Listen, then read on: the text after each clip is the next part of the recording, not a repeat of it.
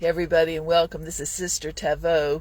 I'm going to be making a disclaimer, a little promo, a little intro for the Christian ministry Man-Splaining Giant series. It's only just started. It is so long. It's going to be really good. I'm putting it up on YouTube. I'm also putting it up on Taveau Creative Leadership at Spotify, all the different ones, Substack, you name it, on my own TavoCreativeLeadership.com sites, online fellowship.sites, the many thing. The issue is that we're not trying to word curse men. We respect men. I really have always gotten along with men better than women, frankly, because I'm not real finicky about different stuff. And we're grateful for the men that are rising up and leading right now in the remnant, all colors, races, styles, speaking in tongues, not speaking in tongues, liturgical, all right, single, married, whatever it is. We're just grateful. Leadership. We just want you to lead as unto the Lord. So I'm teaching the basics, but I want to explain that are really pro you. It's just the different kinds that are out there that are in charge of like a subculture, and it's the word curse kind. Speaking negative, holding back. Often it is the Levitical patriarchy, and then we have to describe what I mean by that so you're not offended or taken, that people don't bash you for being a certain look or a man. We don't want anybody, a white man or a black man or a brown man. We don't want that. So I'm going all over, all out every once in a while to disclaim and define men, also to protect you. We want you to be safe and comfortable, okay? So when I'm looking at the word men or man in a Christian or non-Christian sense, that's fine. We're grateful for you. Keep on leading. Be the head of home, family, ministry, business. Be the protector. Be the comforter. Be the safe place to go. Be the hard head that's still working with him to negotiate, all these things. But there is a famine. There's a famine for real in the Christian sense, and I'm talking to the Christian community. Anyone else is welcome and invited and respected, but we got to talk to you, all right? So there's a famine for the real Christian man. That means not the man who puts on the bravado, the show, the teaching, the preaching, the business suit, or whatever it is, the look. It's after you leave that look that you are the real man or not with the Lord in your relationships, with ladies, with men, with children, with people that you don't think are quite your type, not good enough in your opinion. See, we're all human. We have the human heart. Nobody, males and females around the world, the culture is, in Jeremiah, I believe it said, the heart is wicked. The human heart after the fall is wicked. Who can know it? So you'll never know your own heart until you come into a pressure-filled pressure cooker situation. And that's for women too. I have to watch that. I learned it about me. But the idea is I don't want to bash anyone for their gender, whether they're seeking their gender. I'm talking to the Christian men and women because they need it. All right. If they're nicer, they're the real deal, they're the respectful ones, then all other kinds will feel better and more comfortable and know Jesus faster and really want to know him, not run from him. So we're taken back. We're not going to have the Bible thumpers, the screamers, the lecturers, the picketers of funerals that have been out there, hate speech. Not going to do that.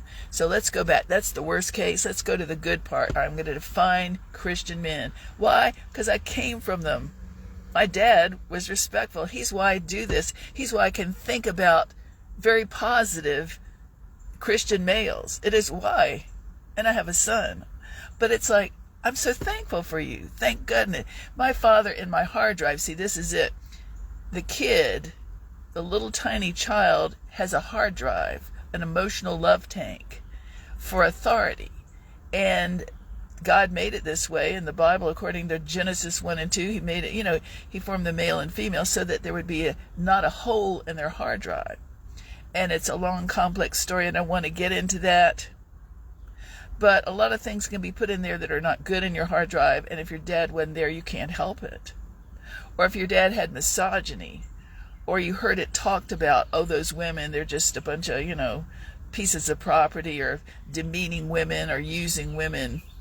then that goes into the environment, that goes into the emotional connection or the stereotyping, all these things. But I come from a freedom from that, and I go way back. So my dad, who was respectful and loved my mom, but it wasn't like this, you gotta be and submit. There was none of that. It was just like friends, married, and then you have chain of command, head of home, not a big deal.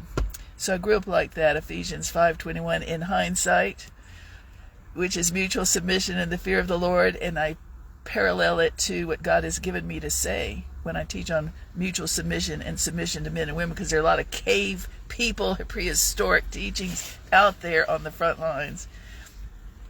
Just look at Andy of Mayberry. Andy Mayberry RFD reruns, and that is chain of command in action.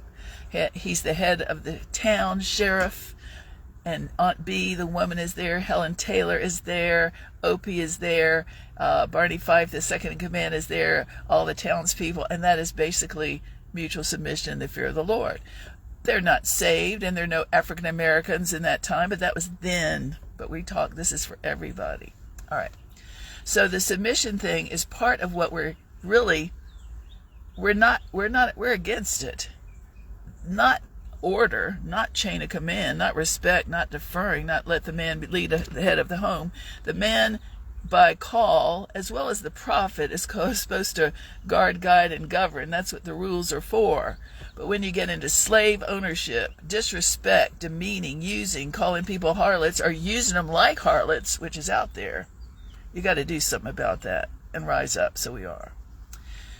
So, definition of a man, a Christian man, of all Myers-Briggs personality styles: artistic, formidable, authoritarian, persuasive, you name it, artsy, very architect, whatever it is, all the different kinds. We're for you. We like that. We really like you. All right. The issue is you need to go to God about yourself. And also know, do you like yourself? Do you love yourself in a healthy way? A lot of men come up because they've been battered, bruised, demeaned before we meet them, and it's not their fault. But they were kicked to the curb by somebody, maybe dad didn't show up, or horrible things happened, terrible things, molestation. You can't help that. Also, you can say, I never had a father who was normal. I didn't have a nice dad. He kicked my mom, all sorts of things. We got it. That's fine. But that's why Jesus is here. That's why the Lord is there. That's what salvation is for, to give back a little deposit of the Holy Spirit, then teaching, time. It can evolve into wholeness and fullness and the Father's heart. See, that's it. I'm teaching Adam and Eve because I didn't have prehistoric men in my life growing up the first 21 years, let's say. I didn't know, and I knew things happened. Hurts happened, abuse happened. Nobody was perfect. But in hindsight, I was raised respected as a female, as a person. See, I think of men. I don't think of men as men. Oh, yes, they're my property. They're like a cave woman. Oh, they're my property. They're my conquest. I think of them as a man. No, I think of you as a person. That is different. You got to teach this, to teach people that Christians, even men, women, and any other that are seeking their gender, are human. That is it. We have a humans ministry for those who have ears to hear. But because there's a lot of racism, rushing around, teaching, oh, I heard the Bible said this. All right, you better do it. I heard that. I sat under the good teacher. I heard it on TV. Then you got what we got, reactionary. And that's not right. All right. So we calm down. We take our own assessment and evaluation. All right. And I've done that a lot. Because a lot of people, a lot of men especially, because it's harder for a man, usually a gentleman, to look within. Women can do that a lot faster, I think easier. But a lot of men are taught to be brave and stoic and manly, in a certain way. So through the years we've learned that you got to take time and self-inspect. And that is not the same as self-flagellating. Oh, woe is me, I'm just an evil sinner. Oh, because that's what's out there in the world, the devil, and parenting, So we take charge. But if our definition of the man is good, thank God, thank you, Lord, then we have the different kinds of men, which I would mention, and I don't want it to be mistaken when I use a certain other man term, man-splaining term. All right. So we have the word patriarch, and I want to let people know that here's from the horse's mouth, the teacher's mouth. A patriarch is a build. It's an anchor disposition, like a pop psychology, like a psychology Myers-Briggs test. All right, it's an anchor build. You can have a matriarch and a patriarch, which are sound breadwinners usually, good for counsel, anchor dispositions. See, they're anchor dispositions, short, tall, round, or not, all right, that are needed in ministry, family, tribe, business. That is legitimate. We're okay with that, because look at the examples of anchor dispositions as they used to. Some test I took through the years in all those ministry, when I noticed they taught the D disposition. D means dominating, but it is not cruel or autocratic. It is just an anchor disposition. That's what I think I remember from that. So we want you to feel free to be yourself and be that bold or frank or calm or retreating personality that God has put upon you. We need that. Certain people you're sent to want that. All right. So in the Bible we have tons of patriarchs, too many to name, from Noah to Moses. The anchor disposition. All right, great. However, once they cross into the real world and grow up and they get taught, fed theology, or they get taught, fed racism, misogyny in their culture of learning and just living, because I told somebody this the other day. It's one of my favorite memories of black and white people. When I grew up, it's the same with men, the man-splaining teaching, but it's dealing with racism. Right? When I grew up, I was a child that had two parents, and they were called to ministry, Baptist ministers at the time. So on TV, I heard only, because I was sheltered, a little kid, about five or six. I heard all the race riots, all the accusation of black people. And back then I was in the South, and all the, the prejudice and stuff is on the news. But because, let's say this, I never heard that at home. I didn't hear one racist word, one accusation, one anti-man, one anti-other kind of Christian, one anti-any other faith. I did not hear that in my hard drive. So when my dad and mom, when my father graduated from the seminary at Louisville, Kentucky, the Baptist Theological Seminary, and they found a church field up in Virginia. So I was born in Alabama. We didn't live there long, but he went to Louisville, and I was like 3 or 4 or 5. We moved up to Virginia. So we had an uncle in Virginia named Judge Leon Bazile, who was the judge of Hanover County. Now, I went up there as his wife was my mother's fourth cousin. You know how that goes. So we went up there for the parents with me, the firstborn, only child at the time. We went up there to find a place to live in the area, because they had a church. They had a call to a church in that area. So we met with Judge Bazile, we called him Unky, and Aunt Jen, his wife. And I was bored. The parents were discussing that, and they live sort of out in the country. And I thought, I'll go out to play and explore. And I did. So I went outside and I said, they have these great bamboo trees, all these things. Behind the bamboo trees, this is this point of this. I went behind the bamboo trees just exploring, and there was a little house, and on the front porch was a boy my size. It was about 5 or 6. And I looked at him and, he looks nice. But guess what also? He was the first black person I'd ever seen in real life. And I say this because when I saw the young man on the front porch, black, which I'd never seen one in real life, 5 or 6, I thought, my heart, he looks nice. Reason, good parenting. I never heard anybody talk against anybody. I want to honor that on my parents, okay? So you got to see what causes you to be triggered with women, with certain kinds of people, little people, big people, whatever it is. You got to see that's your deal. So God is letting you know that it does and affect your children. Be careful what you say around your children. All right. With that being said, so we settled in. Later, let me say this. That was when I was a little kid, put really nice Uncle Judge. But when I looked him up later, a few years ago on Google, on the internet, I found out he was against racial marriages. He took a big stand against racial marriages, but that was them. So you don't know who does what. You really don't. Now, let's move on. So we have the definition of the man. Yes. Black man, brown man, white man, or illegitimately born black person man. Yes, go for it.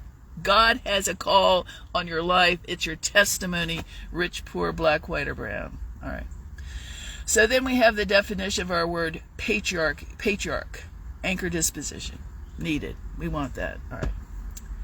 The next is, once a person, him or her, gets into leadership or authority of some kind or lives it out as the dad or mom, they can get false authority, false teaching, bias, animosity, misogyny, racism, and or control spirit, and far out control spirit, even into the spirit realm of real false witchcraft stuff, false authority. So that is the definition of Levitical patriarchy. Now, Levitical patriarchs in my life, they're really family people and very articulate, usually educated, very, gifted, and that is why it's hard for me that's why I want to make sure that we're respecting everybody, because they're different. Nobody knows you got it. You have to work on it. Now we know a bit, but you have to know how much of that in authority, in leadership, are you supposed to be under to feed you, to role model for you. That means male or female, matriarchy or patriarchy. So we're pro the people, but we got to be careful who we sit under, unless we're one of those that just are sublime. Oh, we don't care who we go, where we go, and that is a lot of people, frankly. But I wanted you to know that I feel very respectful and glad for men. I am. I really let the men lead. That's what I'd like. I'll be honest. I'm no fool, but if I had known what I know now, I would not have been through some of the stuff, because I just didn't know that it was that spirit. I was raised like I was raised like a princess to my parents. Not spoiled. I didn't have everything. We weren't really wealthy at all. They were middle income, working hard. I didn't know I had so much respect. I was respected in hindsight as a person, as an individual, not as a little woman. No, they just did. In my family, my pastor's family, where father was head of home, it was so comfortable back then to just be yourself and discover your own talent, gifting, and call, and know that Jesus said if you get married, that's really basically how I understood it, the man's the head of the home, you find the right one. That's true. It isn't that hard. But once you get in the world, and it is hard, and it's complex, and people are not all who they say they are, there's immoral, and there's choices, and all these stuff, it is different. So I'm going to close, because my battery is running dry, and I don't want to be cut off. And we're going to just say this is our little bit of a headliner, that we are pro the guys, the fellas, the men, the Christians, and we're pro non-Christian men. Do your best, everybody, but we're talking to the Christian in leadership and ministry. God bless you. This is Taveau DRC, your sister, signing off for now. God bless you.